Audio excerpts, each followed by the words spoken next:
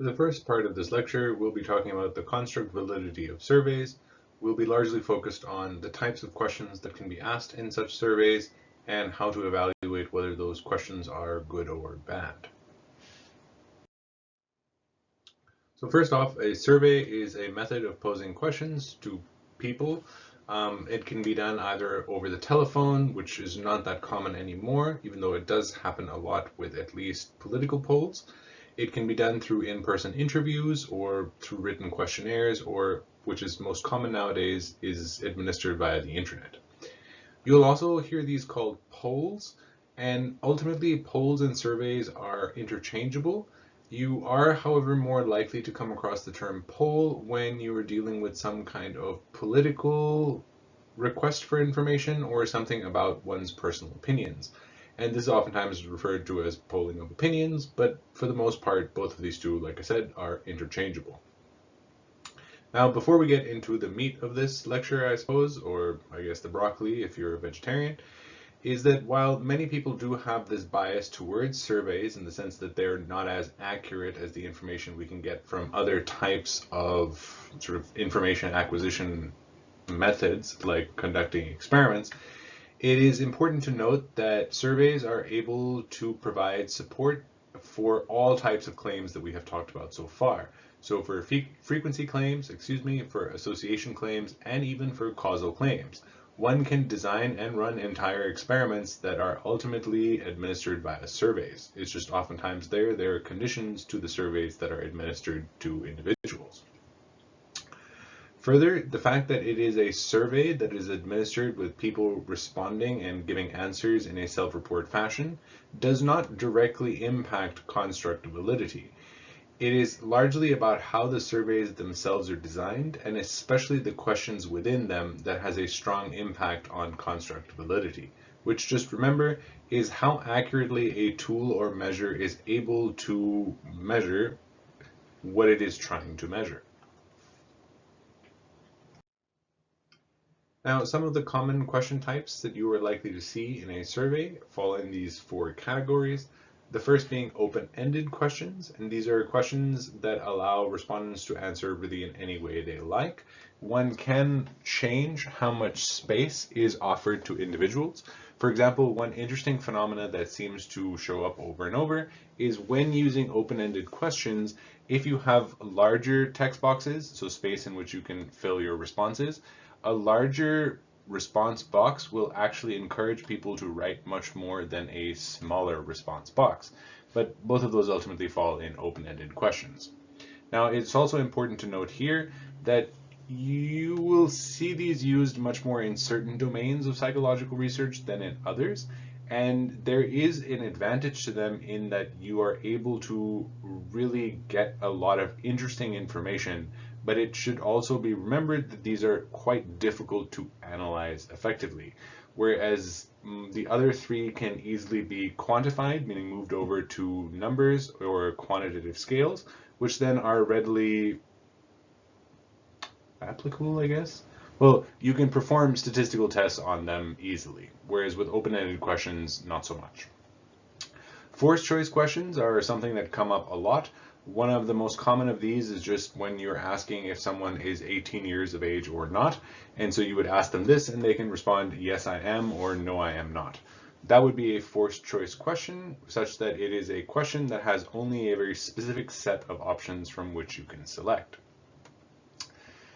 The next are Likert questions or Likert type questions. These are something one sees a lot in psychological studies. If you have taken part in any online SONA studies, the chances are you have come across these types of questions.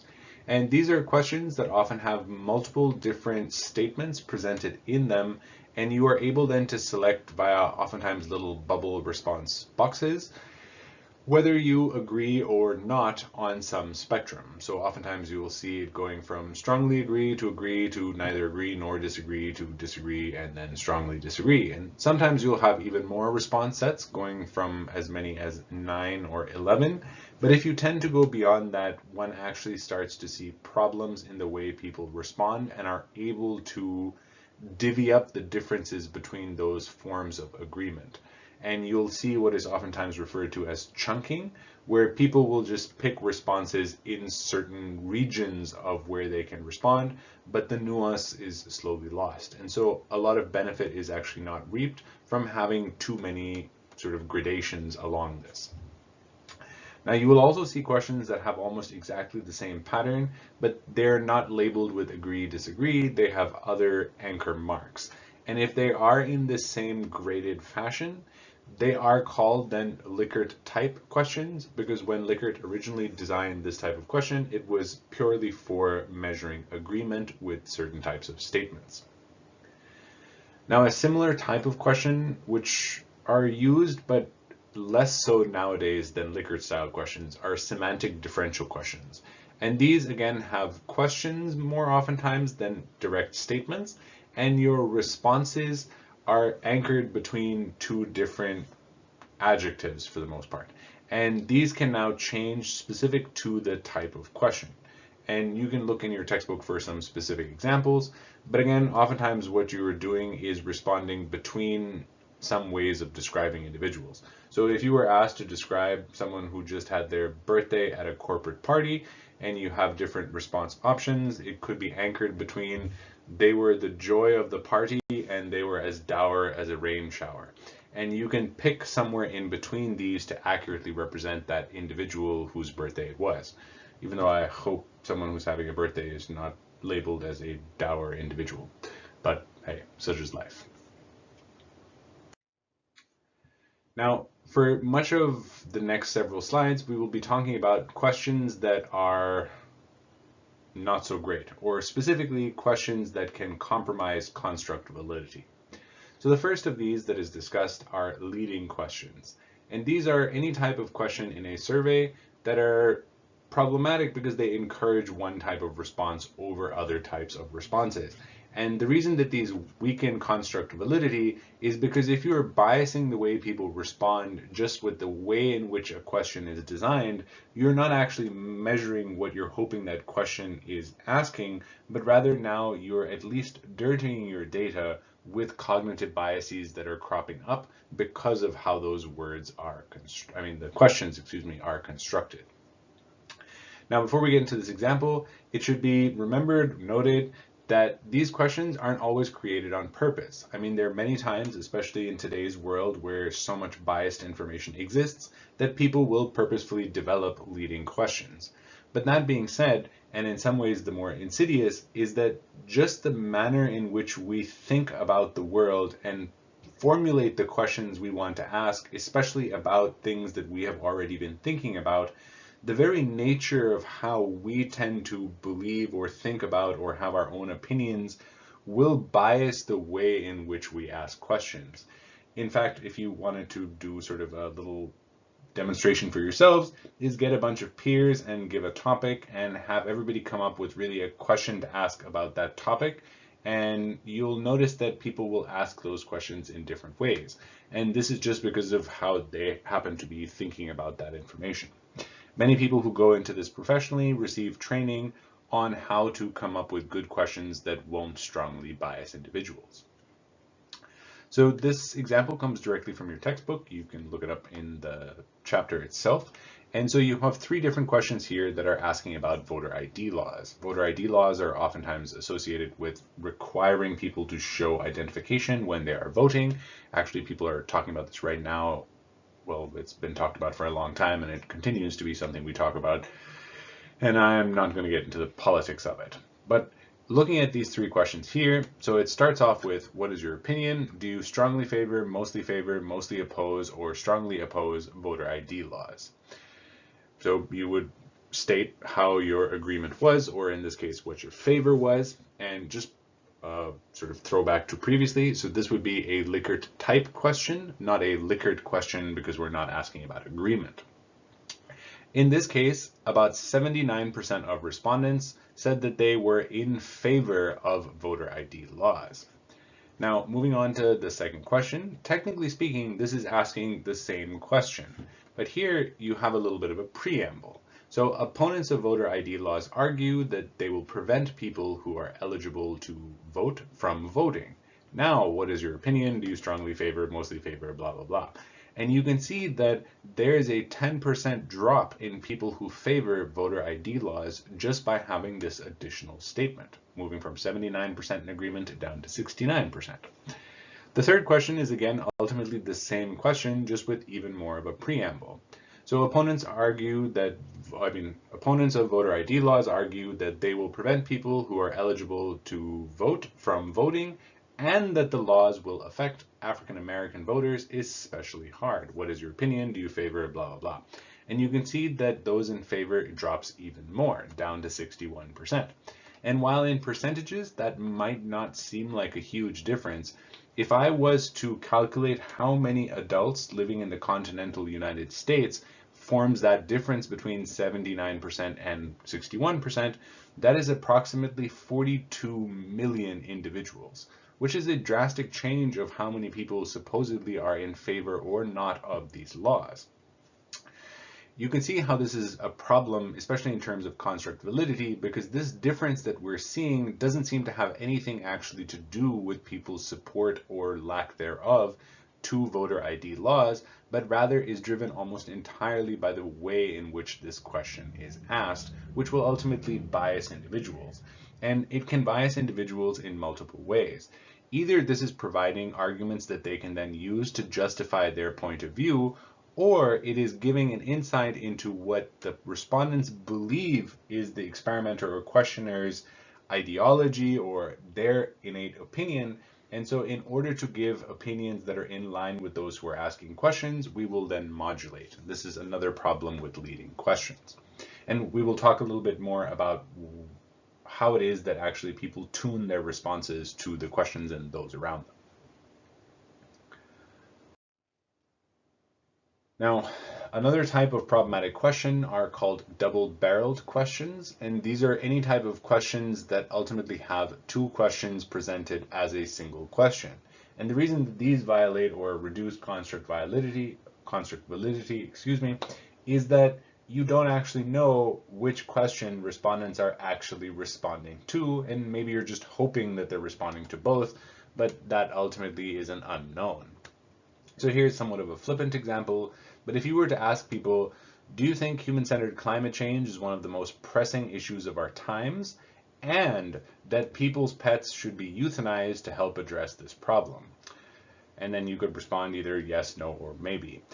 Just so you know that this is not completely out of left field, well, the euthanizing part, yes. But actually people's pets, especially in Western, highly democratic and rich industrialized nations, people's pets, because of the types of food that they feed them, can actually emit about equivalent amounts of carbon dioxide as driving an SUV around, which is pretty wild.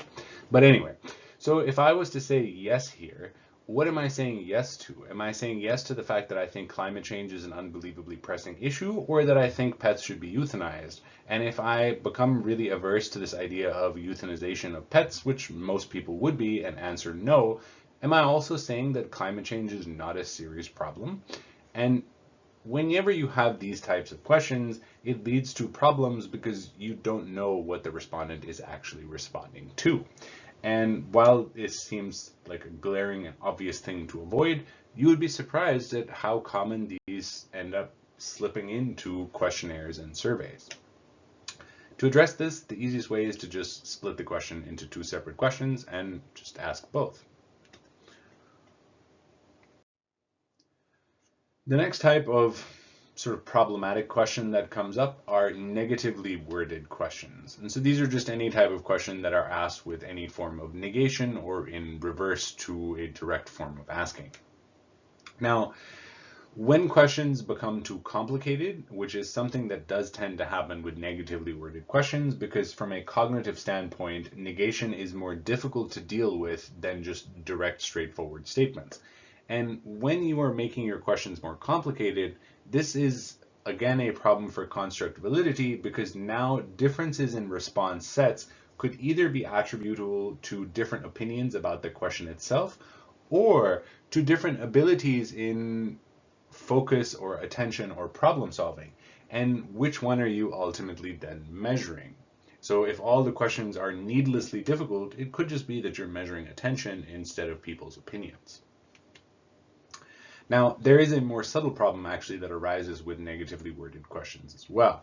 And this is that they're not equally difficult to all people who answer them. And this could be fine, I guess, if it was completely randomly distributed across all respondents, but that is often not the case, and it becomes much more problematic when the differences in difficulty are systematically distributed across subsets of the samples you were using. So for an example of that, imagine this prompt that war is never justified, and you can either agree or disagree with this. A person who does in fact think that war is never justified simply agrees with the single negation, that I agree that it is never justified. Yet those who think that war can be justified in certain contexts have to deal with a double negation. They are disagreeing with never. And so this additional negation that these individuals who think it can be justified are dealing with is ultimately more cognitively taxing than for those who deal with a single negation. Now, just as an extra piece of information for you, we do know from cognitive psychology that dealing with any type of negation is actually difficult for the brain. It takes additional resources to be able to process. And a real life context where this matters tremendously is in emergencies. So what has been found is in cases of emergency, if you yell at an individual to run from where they're standing, they will begin to move more quickly than if you yell to them, don't stand there. Because what will happen when you yell, don't stand there in the case of emergency, the first response of that body will actually be to stand there. And it is slightly delayed that the negation is then processed and the motion is then initiated. So in cases of emergencies, do not use negations. Use direct statements because people will respond more quickly. The reasoning for this is, again, that negations take additional resources to process. So when it comes to such questions, they take different resources to process said questions, and if different subsets of your sample are required to use different amounts of cognitive effort, again, you might be measuring something that is not actually what your questions were intended to measure.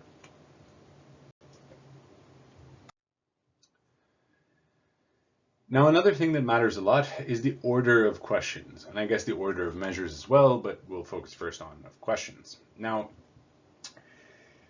they can have a dramatic impact on how people respond. And before we get into this example, it should also be noted that if you are using existing and validated measures, so if you find a scale that is designed to measure how much people get stress relief from pets, or how much people have explicit bias towards individuals of different genders, or if you're asking about how much people tend to appreciate certain phenomena in their life, when these have been validated, you are not allowed to change the order of those questions because it will ultimately invalidate the scales because they were designed in a specific way and we know the patterns of responses for that specific order. So if you change the order, it is unknown if those who you're measuring have this unique response set or if that's just the result of changing the order of those questions.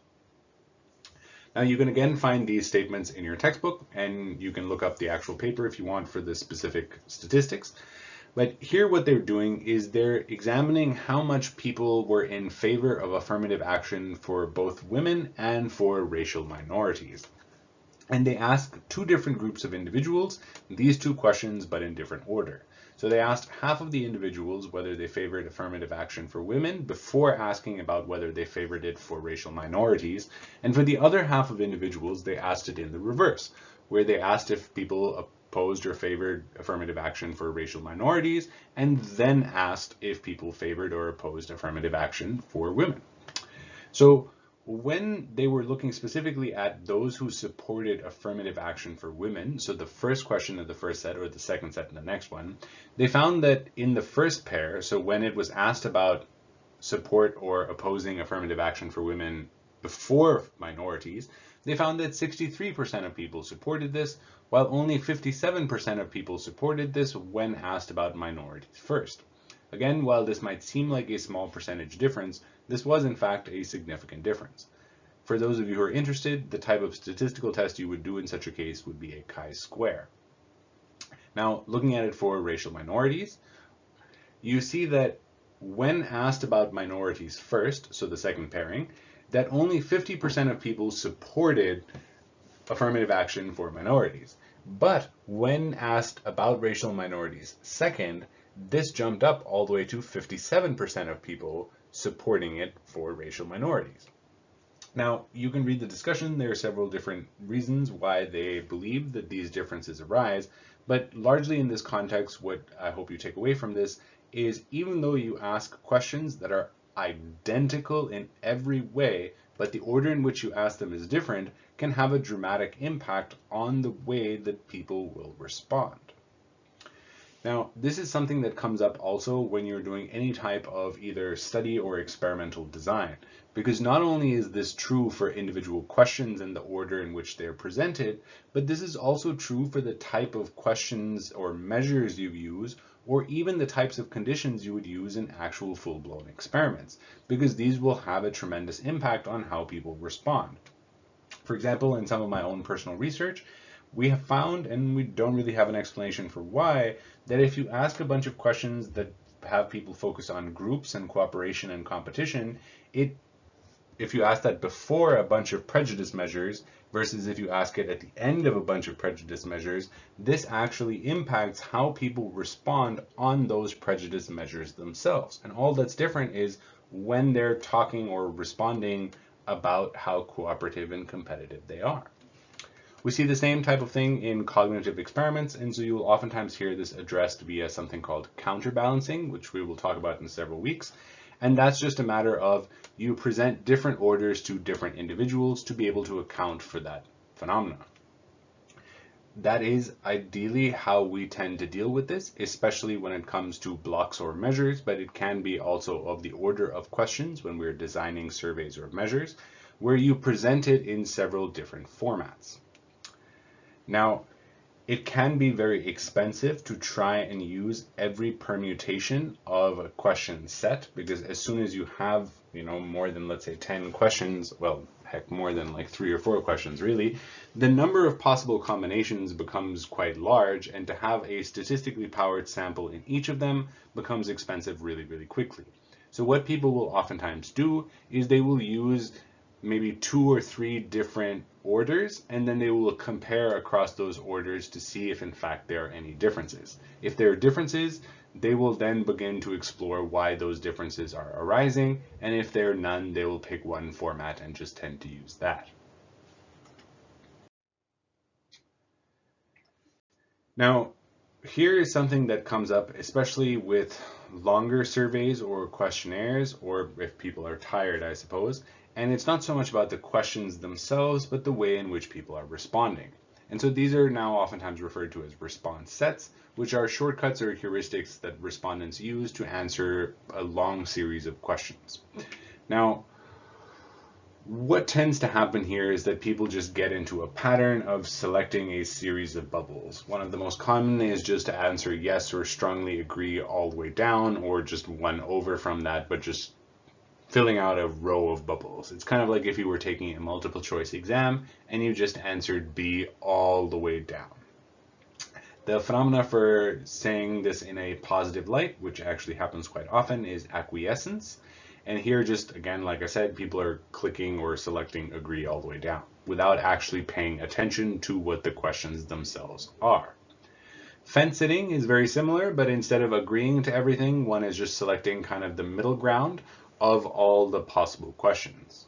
Now, both of these response sets ultimately reduce construct validity because people are not actually reading, paying attention to, or accurately responding to the prompts and questions that are presented to them, and rather are just filling out bubbles, and those bubbles don't necessarily have any actual connection to what we're trying to measure because people are not actually answering the questions. One of the most direct ways to deal with this is to include reverse-coded items. So these are items that are presented in a negative or reverse way, such that agreeing in the normal sense would now be switched over to disagreeing with something.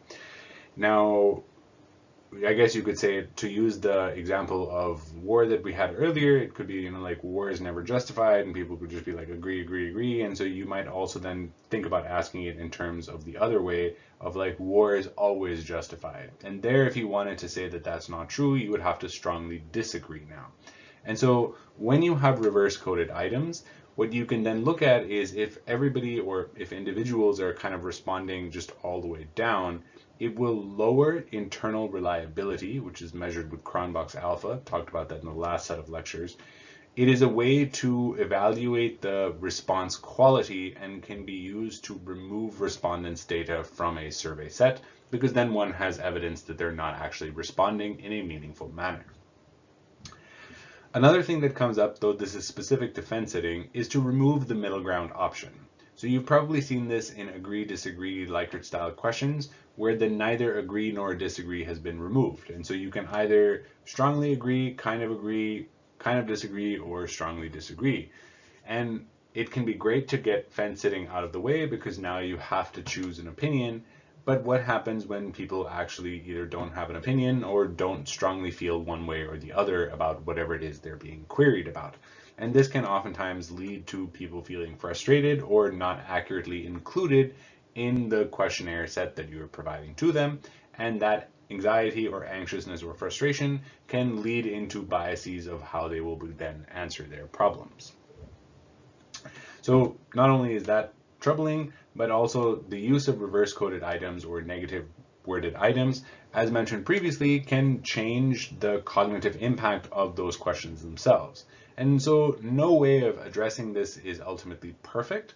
And so it is ultimately going to be a trade-off between benefits and costs of different styles of questions used to maintain ease and direct focus, but also to be able to catch these types of response sets, which would ultimately add noise to one's data. Now, another thing that comes up a lot when people are answering these types of questions, well, and many different types of questions, I guess, is this idea of socially desirable responding. And this is when people give answers on surveys or really any self-report measures that make them look better than one really is. So this could be anything from asking people how much time they spend on social media or Netflix, and people are like, I don't want to admit that you spend 8 hours a day on one of these sites or TV shows.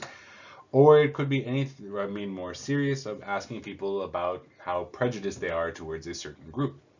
In fact, that is one of the reasons why, when asked about prejudice measures, individuals almost always cluster on the lower ends of those scales, and they're almost always positively skewed, because people tend to naturally modify how they respond in order to not look bad, right? At the end of the day, everybody has prejudice, that not everybody wants to admit it. Now, sometimes the reverse does happen, though it's not that common, where people want to appear worse than they are, and so they just select all kinds of options that make them look horrible. And while it is less common, ultimately it has the same problems with modifying your responses to make yourselves look better. One of the ways in which this can be addressed is to use anonymous surveys.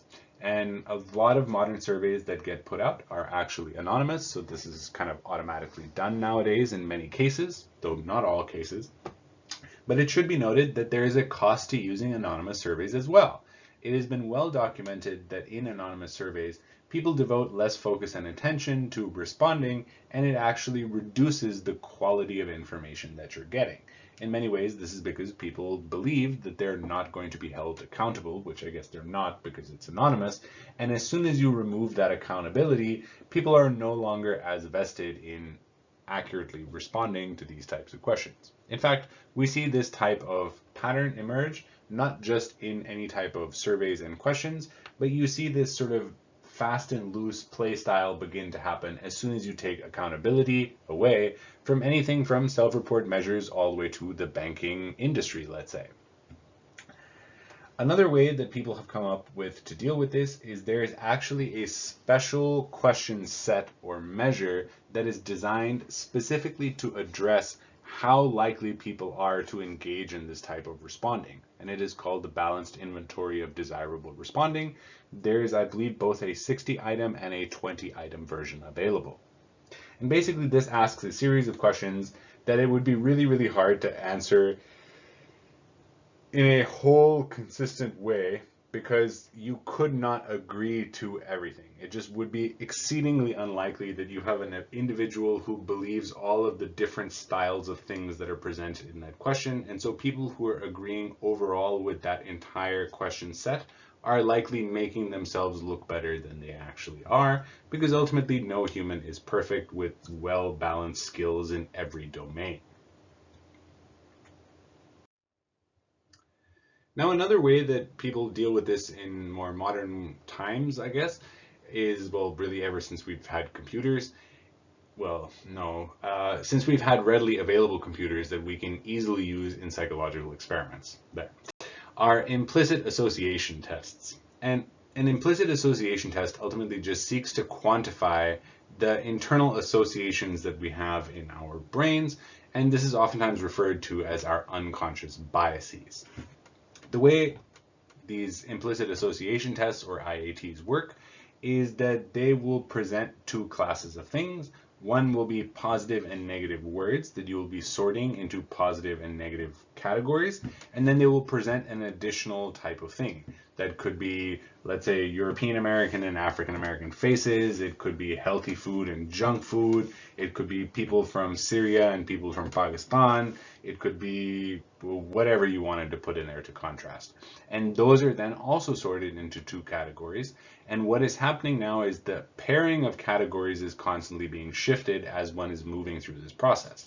So to use the example of, let's say, Syrians and Pakistanis, first what you would do is you would see a mixture of good and bad words along with pictures of people from Pakistan and Syria. And so you would either now be putting all the good words on the left-hand side with all the faces of Syrians, and you would be putting all the negative words on the right-hand side with all the photos of Pakistanis. And then what will happen is they will switch the order, where now you'll be putting the Syrians with the negative words and the Pakistanis with the positive words, and they will look at differences in your reaction time of responding, and this is then used to evaluate the strength of one's bias. You can actually take a whole series of these if you just search for the implicit association test, and I think actually the database is presented on one of the Harvard's websites, where you can take all manner of these association tests, and they're just building a larger and larger database. Now, that being said, and despite the popularity that these have enjoyed over the last decade and a half or so, is that we're still debating about what is actually being measured. Because just because you can measure somebody's associations doesn't mean that they'll actually behave in that way. For example, one very common phenomenon that tends to happen is that when minority members take these implicit association tests, they report that they have negative bias towards their own group, which is actually something that is fairly common. And it has been argued that this is because these tests are actually indexing the society's bias as opposed to the direct individual, because ultimately an individual's internal biases that are present in the sort of neural architecture of the brain ultimately reflect that of society at large. A way to conceptualize this in a more, I guess, concrete way is people could have a negative association towards a specific group, but not necessarily be discriminatory towards that group. So for example, if I grew up in a culture that was strongly oppressive towards anyone who identified as female, the chances are that I do ultimately have negative associations towards females. But now, over the course of my life, if I've gone through training sessions and if I have been taught that these are ways to deal with in more egalitarianism, if I've studied prejudice, if I've tried to be a sort of more grown and less bigoted person, it could be that I don't ultimately treat people who identify as female any differently than people who identify as male or non-binary and so forth. So it is ultimately possible that a person can have these negative associations but not act in a discriminatory way. But it is also possible that someone could have both, right? You're negatively associated and act in discriminatory ways. It's probably unlikely that you will do it in the other way, but there are some specific contexts where one does not want to be socially excluded, where one might not have the associations but still act in these ways. To further compound this issue, there is a lack of agreement between implicit and explicit measures. So implicit measures measuring your unconscious bias, and explicit ones directly asking or measuring behaviors. And this is still an issue that we are trying to resolve as a field.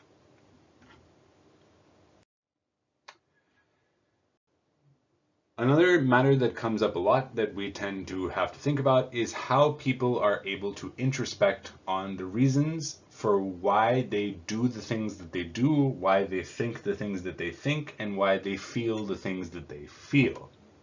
Now, it is widely documented that if you ask people about why they thought something or felt something or did something, they will relatively easily come up with a reason for why they did or felt or thought whatever it was that they did or felt or thought. And in most of those cases, those reasons will be relatively reasonable and they will make sense and be plausible. But it has also been widely documented that the reasons that people come up with for why they think the things they think and feel the things they feel and do the things they do oftentimes have nothing whatsoever to do with why they actually did, felt, or thought the stuff in the first place, which can be set up in some very, very clever experiments that I think, at least personally. A book that's well worth the read, in my opinion, even though it is somewhat dense, it is also somewhat old, so you'd probably find it in a library, is a book called On Human Inference by Nisbet and Wilson, who are probably some of the most famous social psychologists. And this entire book is about all of the specific contexts in which our own introspection about ourselves and our lives and our thoughts and our feelings ultimately can be led astray because of this notion of just because we can come up with reasonable reasons for why, it doesn't mean that those reasons are actually why we did it. There's an additional set of experiments if you ever wanted to go down that road. I believe the name of the researcher is Libet. It's a cognitive psych experiment, and they actually show you that you can measure in the brain the initiation of actions before people are actually aware of wanting to make those actions. And it raises a few questions about the order in which actions actually take place and when in that temporal stream of things our explanations actually come onto the scene. And if those are to be believed and generalized to the larger context of human experience, many of our actions and thoughts might be initiated before we even know why, and we come up with rationalizations after the fact, which we then believe are the primary reasons why we did it in the first place. If you ever wanted to go into this, you can actually find that there's a tremendous amount of literature on how our brains are able to temporally shuffle things around.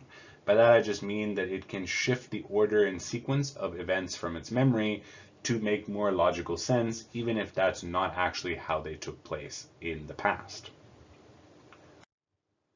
On that note, memories are not videotapes. Or I suppose in nowadays times, because videotapes are probably something that only a few of you actually know what they are, it might be more appropriate now to say that memories are not video streams or USB sticks or whatever.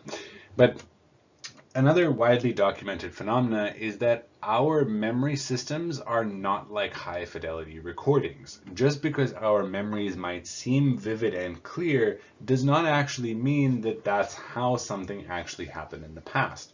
In fact, it has been shown, and again, there's a whole series of clever experiments to demonstrate this, that people's memories actually become more and more biased over time, especially if they're frequently recalled in specific types of instances. One of the most strange is actually the mood we're in when we recall a memory will change how we will remember that memory in the future, which is honestly just pretty wild. Even further, some of our most crystal clear memories, oftentimes these are referred to as flashbulb memories when they're dealing with memories around trauma or significant events, can have huge errors in them too, even though they seem as if we remembered every single instance and moment and quality in a play-by-play fashion. Another finding that comes from this branch of the literature is that people's confidence in their memories actually is completely uncorrelated with how accurate those memories are. Saying that in other words, just because someone is super confident in their memories has no bearing on how accurate those memories are. Just like someone who's not confident in their memories, again, has no bearing on how accurate those memories are. So just because someone you know is like, this is totally what happened, I'm 100% sure this is what happened, I guarantee this is what happened, that doesn't really mean that much actually in terms of whether or not that thing happened. And the further in time you go, the stronger this effect ultimately becomes. So one last, I thought, entertaining thing is product ratings. And it turns out that customer reviews are actually correlated with the price and brand of products and are rarely, if ever, correlated with independent testing companies, which are companies that are basically designed and make their living off of evaluating or rating products. But that does raise this new question, especially in this time where trust is at an unbelievably high premium, or, well, maybe we could even say an impossible resource. Who are you to trust for these types of things if Amazon ratings can no longer be believed?